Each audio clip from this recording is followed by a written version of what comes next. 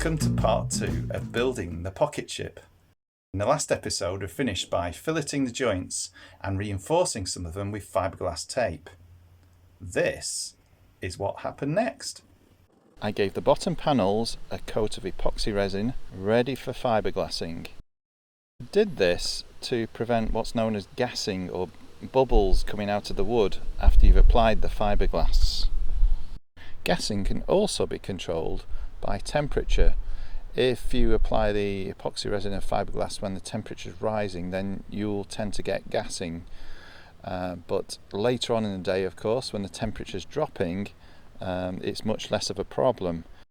Next, I applied the cleats to the tops of bulkheads 7 and 8. I also applied these to the side panels, and I used a straight edge to find a level for these where they extend forwards of bulkhead 7. For the cleats on the side panels, I shaped the ends and also routed one edge because these will be visible inside the cabin.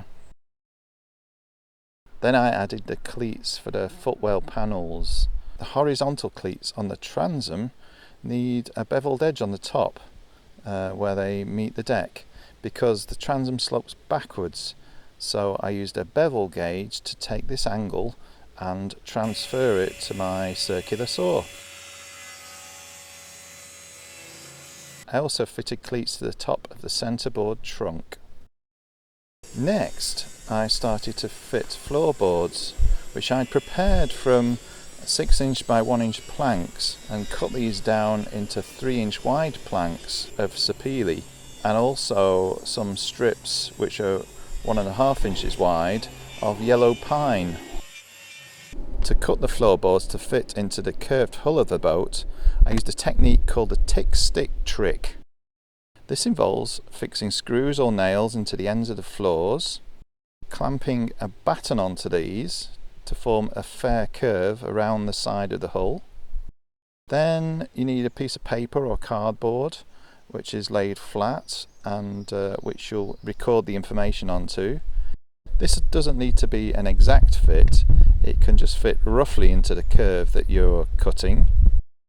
And then you need your tick stick, which is simply a piece of wood with a point on one end and a little notch cut out. You use this to work your way along the curve and draw along the side of the tick stick, making sure to mark the position of the notch. This way you transfer the information of the curve onto the paper. Then you lay out your floorboards and put the paper pattern on top. Now you can transfer the pattern onto the floorboards. By working your way along with the tick stick and a pencil, you can align with each tick stick mark and put a pencil mark where the point lines up on the wood. You can join all these marks together with a ruler, and then you can cut these boards out using a bandsaw and route them and sand them to get some really nice floorboards that will fit the curve really well. It's the first time I've used this technique and I was incredibly impressed with how easy it is to use. The next step was to remove the floorboards again because we're going to sand, hoover and paint the inside of the hull up to the level of where the decks are going to be fitted. In this case I used a colour called Cloudy Day because I didn't want a brilliant white, but I wanted something fairly light inside the cabin that will go well with the floorboards. Then I ran some string through the floors where we cut holes to later run any cables for electrical gadgets that might fit, and then fit the floorboards again. It was good to see them in all their glory, having received 3 coats of Danish oil.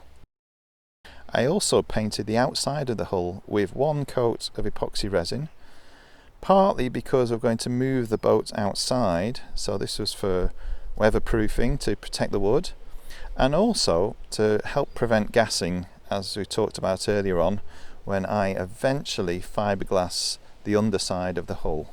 Following all of this, we managed to get the boat outside to free up some space in the garage, and it now has a smart cover to keep out the rain and to keep it clean.